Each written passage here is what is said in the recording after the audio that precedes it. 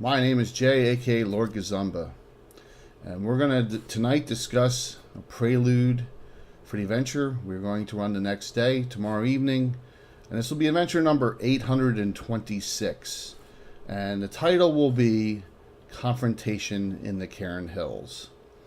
Now, we try and always tie in what we're doing with our campaign uh, over a course of adventures, but it may not always be with the same adventuring group. So let me explain a little of the background as to where we are, how this came to be this adventure, my thoughts on it. So let's just start from the beginning on this. So if we go back a little bit, this is before we were ever broadcasting. I ran an adventure for the top Greyhawk mercenary group with it has a lot of Knights of York in it as well, named the Iron Brigade. In Greyhawk City, we ran the mega adventure Expedition to the Ruins of Greyhawk. So if you've ever seen that, it takes the Castle Greyhawk and the ruins of Greyhawk, all those old adventures, and it turns it into a nice story. Now, a lot of people say, "Oh, it's too linear." I loved it. I thought it was fantastic. The way that it flowed, the way that you didn't have to go through the entirety of the whole module, and basically dungeon crawl out the whole thing. It went to key areas, and you had to go back and forth to the city. There was a lot of intrigue and things going on in the city. There was a lot of subplots. There was a lot of sub-adventures in it. I just thought it was fantastic. So we ran that all a course of series of months. Each chapter we considered its own adventure. So, and I believe, please don't hold me to this, but I believe it was chapter 4. What happens is the Iron Brigade got down to a level. They found out in the course of adventuring, Eos had a huge army coming through the Underdark to basically raid and destroy Greyhawk City or overtake it. And they were coming, and there was a connection to the one of the great stairwells in the ruins of Greyhawk. So the group got down to the level where that was, and they dealt with some really nasty demons, and they were able to pull the magic pin, kind of like on the gnomish bridges you think of. One boom, and the whole thing collapsed on the as the army was about to come up. Of course, the timing's always perfect, right? But so in that adventure, they stopped a massive army from coming that was in the Underdark for who knows how long. So when that happened, you figure a lot of it was destroyed in the collapse, but you figure with a group of highly chaotic creatures altogether, and the panic that would have set in with that army probably consumed itself, and that's the assumption that everyone made, and that's what we did for the most part. They stopped that menace, and then there was 2 more chapters, and they finished that adventure. So that was like 10 adventures ago. I think that ended adventure 8, number 816. I think finished up the maybe a little bit earlier than that, but it finished up the entire series of that module. So what I had done was I figured, well, is that entire army going to be 100% completely destroyed? There's got to be some smart individuals down there. So this is what I did. As the time went by, some of the more intellectual leader types, maybe some priestesses of Eas or whoever, maybe the help of some dark elves, were able to put together a force of loyal followers in this army and find their way out. Find their way to maybe another exit from the Underdark. So with that, this group, I don't want to go into too much detail, but this group has made it to the surface world in the Cairn Hills. And if you see the map below, okay, we have the map of Greyhawk and the surrounding areas. If you see a little bit almost at the top, you have Grottle. It's kind of, I did my best on it. It was an old photocopy.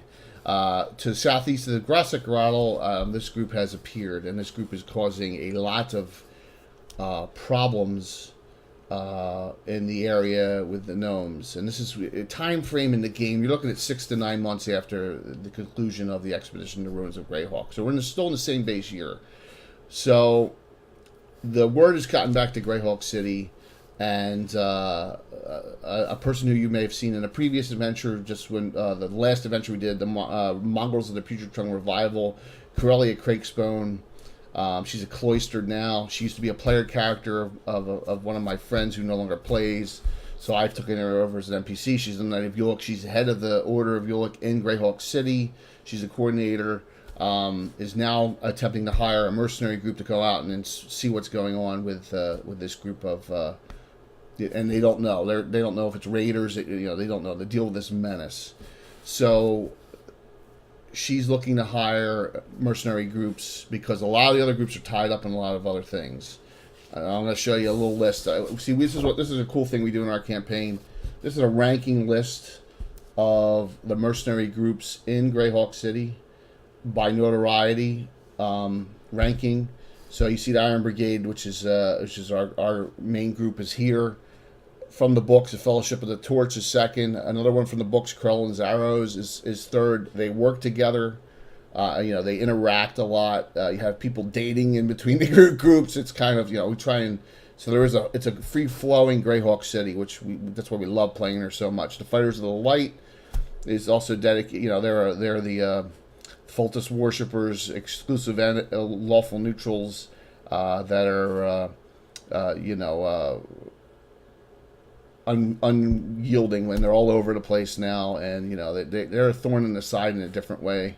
The Legion is another of our groups, but they're stationed now up in the Shieldlands, but they originally started in Greyhawk, so they're still that high on the list, and that's why I have a star next to them. But if you go down to here to this group, Vengeful Justice, this is the group that is going to be attempted to be hired. Now, Vengeful Justice is one of our groups, okay? So, hey, I'd love to share this with anyone. I have a lot of, our campaign, we really love to look. I'll give you, anyone who wants it, some ideas of how we work cities. It's a group of adventurers with a very neutral spin. They're not bad guys. They're not good guys. They're kind of trying to find their way. So Corellia is really not going to have much of a choice because, and this is a little in the synopsis, I don't want to give this away to my players who may be watching. If you are, fantastic. And Corellia's been in a rotten mood lately.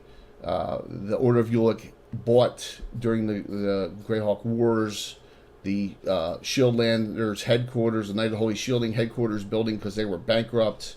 And then, in the goodness of the Knight of Yuluk's, Order of Yuluk's heart, they gave them back half the building, and it drives Corellia crazy. And she's got the line through the middle of the building where no Shieldlanders are allowed to cross over. You've probably seen that in previous adventures if you've been watching. So it's kind of funny.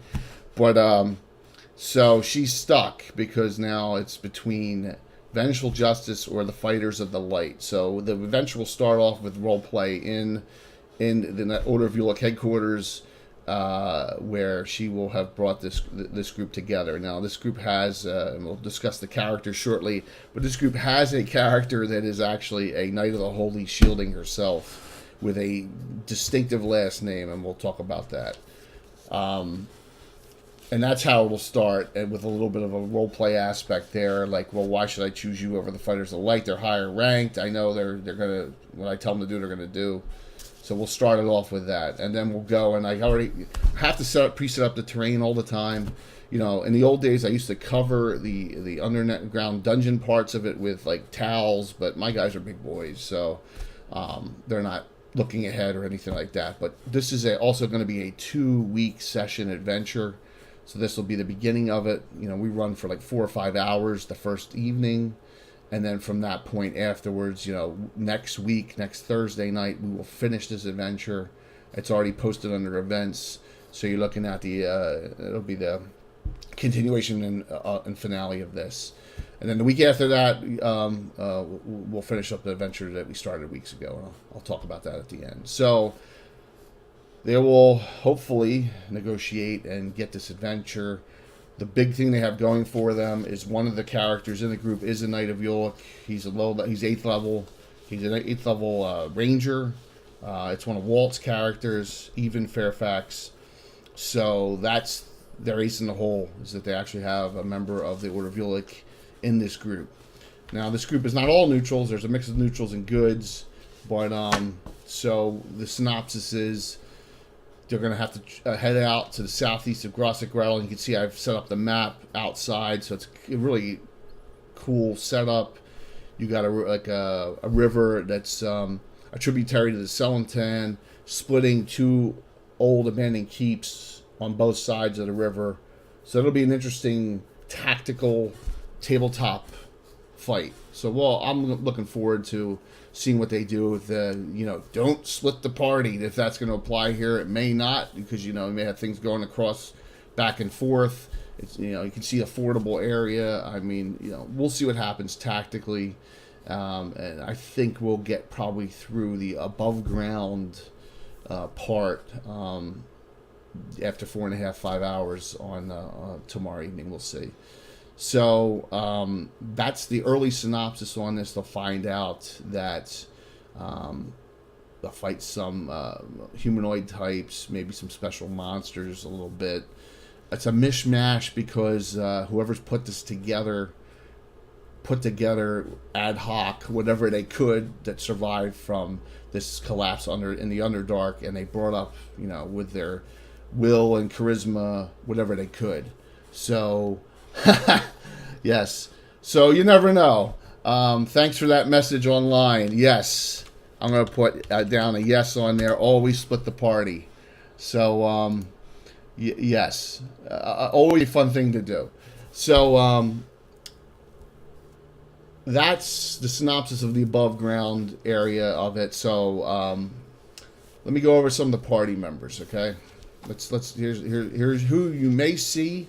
Now we have one of our players. He's on vacation, but he contacted me a few hours ago that he's 50-50 for tomorrow. So, but we'll go over all the characters you'll see, and maybe possibly we'll see. Starting with the NPCs first. First character is the one I mentioned, a Knight of the Holy Shielding. She's 6th level, human, lawful neutral, Crystal Gradavis. Now, if you've heard, Gradavis is a huge name in our campaign. There's David Gradavis. There's Railstone Gradavis. Well, she's really not a Gradavis. She's got a of course, it's a female NPC that I'm playing. Myself and Walt now and always play one crazy female of some sort, usually in each group. She's changed her last name because she's infatuated with the Gradavis family. She's from the Shieldlands. She worships Ilmater. So her real name's Canterbury. So only if, I'm not telling, that's only for anyone else who knows, who watches this. But she's a Knight of the Holy Shielding. They get bonuses fighting allies of Eas and Infernals. And so she can be a nasty character, but she's got a short fuse. And never say anything bad about the Gradavises in front of her. And this is where, I don't know how I'm going to do NPC with NPC interaction, but this could be very interesting because you'll have Corellia and then talking about the Knights of the Holy Shielding. So we'll see what happens there. Second NPC, Hope Hastings. If you watched my show discussion, Gavin at Lord Peaks Haven, we talked about Specialty Priest classes. She's a Specialty Priest of Kellenan. It's the only one in the campaign that's a Specialty Priest of Kellenan. I love this class. She actually gets the fighter rates of attack, and she gets specialized with one sword. So she's 8th level and specializes with longsword, and she gets 2 attacks around with it as a priest. It's crazy. Fights on the priest table, though. That's the one drawback.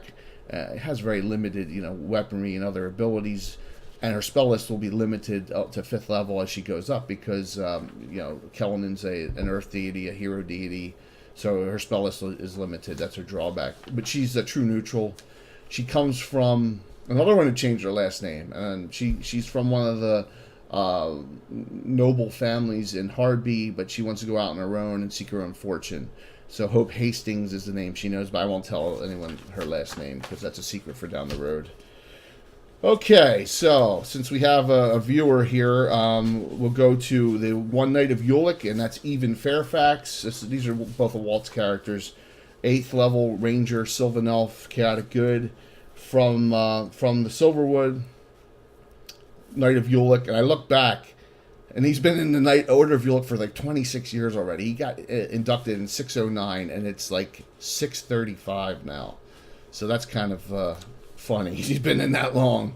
8th level, new style Ranger with the two-fisted fighting. A good character, and has all the abilities you would think of a Ranger. Remember, we give Ranger spellcasting at 4th level, so he's got more spells than the old school 1st edition Player's Handbook Ranger has. And then his other characters, so Halcyon, of the Rainwright House, he's a Cavalier. Now, he's an elf, but he's not an Elven Cavalier, he's a Cavalier. I know we have a lot of confusion on that, but he's an old school, right out of the Dragon Magazine Cavalier that we use. Hanali Selnar Worshipper, another Chaotic Good Grey Elf, really good armor class, does a lot of damage. Probably fits pretty well into this group, because I think this character has a longsword of wounding. Yep. So tick, tick, tick on those damages, if anyone knows what longsword of wounding weapons do. So next, I'll go over Bill's characters. Dmitry Kastanov, an 8th level Crusader. We discussed those in the last Gammon session as well. A Crusader of the Red Knight. A deity we ported from over from Forgotten Realms, because it just fits in our campaign. So it's basically the guy to combat. He's lawful neutral. He fights with a great weapon that we added in the Falx, Dacian Falx. You can use it one-handed or two-handed, but if you use it two-handed, you get a +1 to hit with it. It does a fair amount of damage, very similar to Bastard Sword damage, but it's just a different flavor we wanted.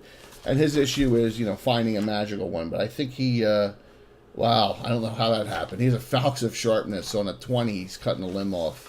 So that's cool. But he's a Crusader, so he specialized with it, but he only gets 3 attacks every 2 rounds. That's his maximum, being a Crusader. Fights on the fighter table, though. So that's one of the benefits of a Crusader. Another character, Elizabeta Molvalia. Oh my god, these names. Another Red Knight Worshipper, Lawful Good, but an Inquisitor, which is the subclass of Paladin that gets the Dispel Magic ability, True Sight. It loses a lot of their Paladin abilities. So another character that is going to want to go after the Eas people as well. And she, I think is she a saddle sword fighter? Yeah, she fights with a saddle sword and a long sword. Saddle sword's even bigger than a two-handed sword. It's the sword you can actually joust with as well. The damage is a little bit higher, but it's another. We try and really add a lot of flavor into our campaign, and that's a cool weapon. So next, Mark's characters. Unfortunately, Mark will be here this week, but he'll be away on vacation next week. So what we do on those kind of things is just imagine I always say, think of, if you know the age, think of Happy Days and Chuck, the older brother. The first year he was on the show, and then he disappeared after that. So the guy, so they'll be here the first week, and then next week the characters go, and they'll be off or doing something, So, and if Alan's not here this week, but here next week, his characters will magically be there instead. And it solves a lot of the issues as far as how they get there, Just one of the logistical things after 38 years that works with your group. So he has Amaldur. He's an Elven Cavalier. Now it's different than the Cavalier. The Elven Cavalier has a little bit of a different fighting style. He's 6th level. They fight longsword, dagger, and then they use short bow a lot. So he has him, and he's got very good average armor class for an Elven Cavalier. I know he's working on building up this character, and then and that character's from the High Folk, all the way from the High Folk, who's come down the Greyhawk. And then you have Kailana, another class that we discussed the other night, an Avenger, so a Druid subclass, a Cernus Worshipper, true neutral, another Vestry Forest person who's come down. fights with Kopesh, but will probably be in her monster form, which will either be baby wyvern or a huge spider. Will be the two options that she'll have at 6th level. So she can shape change twice in only monster forms. At 7th level, she gets her regular druid shape change abilities. So she may be fighting a lot in that form, but she just can't cast spells in that form. So and she gets She gets some lightning spells, and she gets some earth spells from the elementalist spheres as well. In addition to her druidic spells from her Serenus specialty druid list. Okay, and then the two that may or may not be there, it's a 50-50 shot tomorrow. Cagnar Earthshaker, Lawful Good Dwarven Fighter, 7th level. A Clangeddon Worshipper from the Lortmill Mountains, and has come to Greyhawk, a very powerful character. Double specialized with Battle Axe, and I think also has a Throwing Hammer as well. Probably has it's like just a regular hammer, but decent strength, 1822, a lot of hit points for almost 100. Wow, almost 100 hit points for 7th level as a dwarf. 19 con. So if I recall, the story on him was that he came on behalf there's a huge Clangeddon following in the city of Altamira, and they always send out key members of the dwarven community. They put them in adventuring groups to work their way up. There's a lot of mining, and there's a lot of dwarven things going on between the corridor from the Lortmill Mountains down to Altamira, and hopefully back into the Draken Scrabs and the Pomars one day, and that's the goal. So I think that's why Cagnar's there. And then always one of Alan's. This character is a generational character. Her name is Davida. She's a dark elf, neutral good, cleric mage thief, triple class, 656. Supposedly her mother is Devitt, which is one of Walt's old school characters. Dark elf, female, fighter, cleric, thief. So this is a little different on a triple class. Whether Alan is honoring that character or mocking that character, it's up to you to decide. So, but probably honoring is my guess. And he says that this is a daughter, but we don't know that for sure. I know Devitt's over 600 years old, and Davita's only 233. So she is, somewhere from the Underdark, but does worship Illustrae. Fights Rapier Shortsword, which is an interesting combination. A lot of die sixes there. Mostly is your generic backup, jack of all trades character that every group needs. So always something. And that character is one of the least insane of Alan's females. So, so that's the group. We have an interesting set for you coming up. I'm really looking forward to tomorrow night. I think it's going to be a lot of fun. You have a group that really needs, and as we go back to this list, really needs to. I do it in the opposite way. There you go. Really needs to prove themselves coming up in oh my god, I can't do it, but they're down low on the list of ratings in Greyhawk, and the higher you are rated, the better the contract is, the offerings you get. Now I'll say this, a lot of this is at my discretion and based on where they're going, but this group really hasn't done anything for Greyhawk that appears, that has been like momentous or changing. They've done a lot of miscellaneous adventures, so this will be a really good one for them to go out and assist. Actually, by the request of the Order of Ulick to do this. So that's what we have going on for tomorrow night. Once again, this is a 2-week adventure.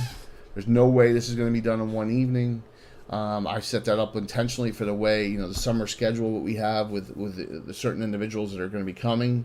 I know when vacations are, and it's all planned around this. So we're going to have this week. We're going to finish this up. So you will probably not know who the antithesis for this is until next week, later on. But you may see some cool things that they're going to be going up against tactically. I mean, like I said, I think that we have the best, and I've watched a lot of the others, and once again, I'm not blasting anyone else because it's so great how many different people are on here. And I go in the middle of the day sometimes to just take a look, or in the evening, and they're in languages I don't understand. They're playing Dungeons and Dragons, and that's awesome. But because everyone's here with the exception of Mark, I can do so much more. Yes, we are live no matter what tomorrow. I already talked to him. I said I've already put it out to everyone that we're live. And if Alan's there tomorrow, we're still live, and he understands that. He's 50-50. Yes.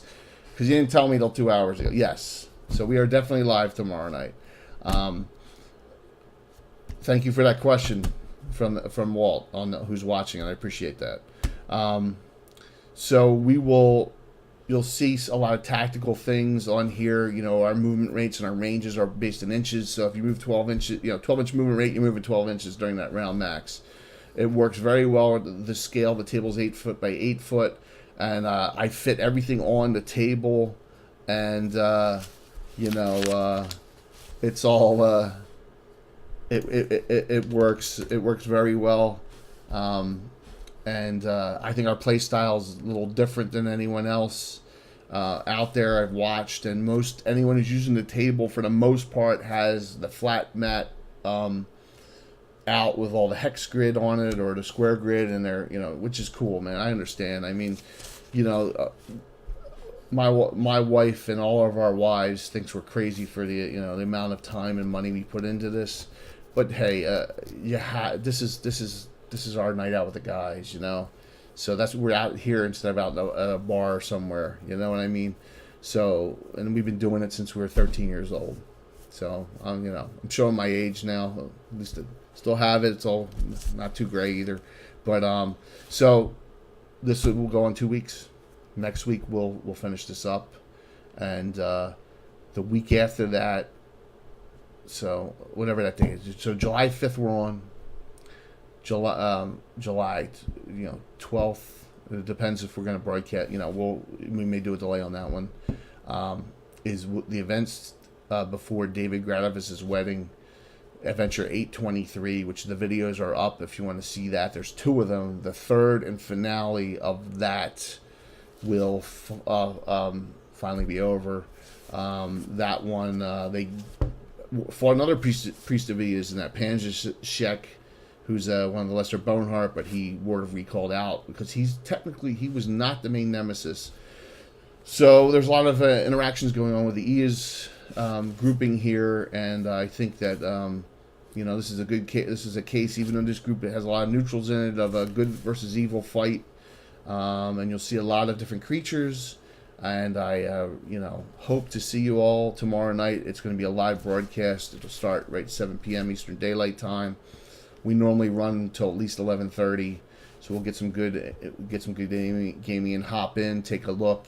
Please, our computer's around the corner. If you won't be, with the 3 video cams going on, I have it around the corner. So if you do leave a message on the board, that's great. But I mean, I check it like every 15-20 minutes. So, but we will respond to you. It's just that it's not right next to me, like I am up in this room here, where I have a screen to my left. So we will always, want to respond and get your input out there. Things are going great. We've been doing this for a couple weeks now, and everyone's having a fun time with it. We feel like it's really enhanced the game overall. I really appreciate the input on all the sites that we're on. Once again. If you want to reach me outside of Twitch, you can find me, and I have postings on the Cannon Fire group on Facebook. There's a couple other ones. There's Sages of Earth, OERTH on Facebook.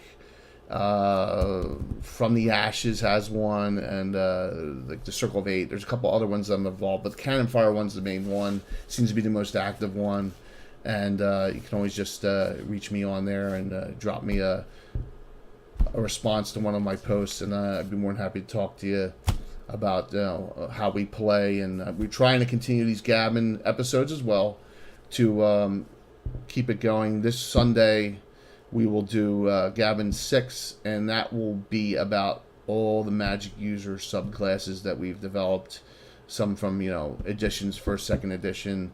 So that'll be another thing that we'll discuss, all the classes you see. That are subclasses of Magic users. Now, this group is really Magic user light. So if Alan is not here, the only spellcaster that they're going to have for tomorrow night is their Avenger. So they're going to have to deal with that. But if David is here, then they'll be good to have a Clark Mage Thief. They do have healers galore in this group with Specialty Priests and Crusaders. But if they don't, it's going to be a lot of melee combat to take down things. So thank you. I wanted to keep this to about a half hour.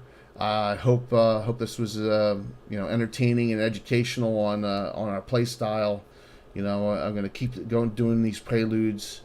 Once again, I want to give credit to this to my friend Brian, who's my old WoW buddy, who does a synopsis of his D&D adventures.